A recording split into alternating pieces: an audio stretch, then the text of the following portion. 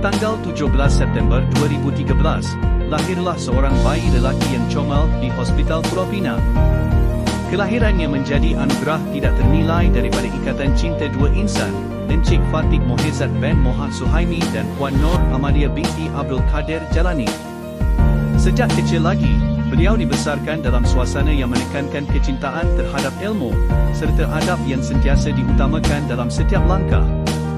Pada masa lapangnya, beliau memilih untuk mengisi masa dengan aktiviti yang menguji minda, iaitu bermain catur. Di sebalik kepribadiannya yang sederhana, tersimpan sebuah impian yang besar, bercita-cita untuk menjadi seorang pereka grafik yang berjaya.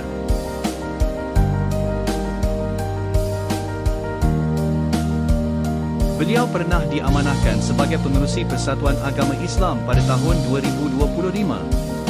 Atas kepribadiannya yang konsisten serta peribadinya yang terpuji, beliau telah dianugerahkan Tokoh Ma'al Hijrah Murid bagi tahun 1447 Hijrah 2025 peringkat sekolah.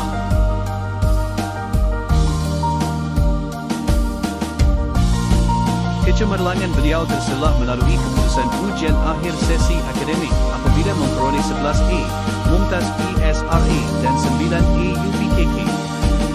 Selain itu, beliau juga menunjukkan peningkatan yang memberangsangkan dalam ujian akhir sesi akademik dengan memperoleh PP 6. Dengan ini, anugerah bagi tokoh akademik lelaki tahun 2025 Sekolah Kebangsaan Taman Tun Teja dianugerahkan kepada Amsyar Rifki bin Fatik Mohezat.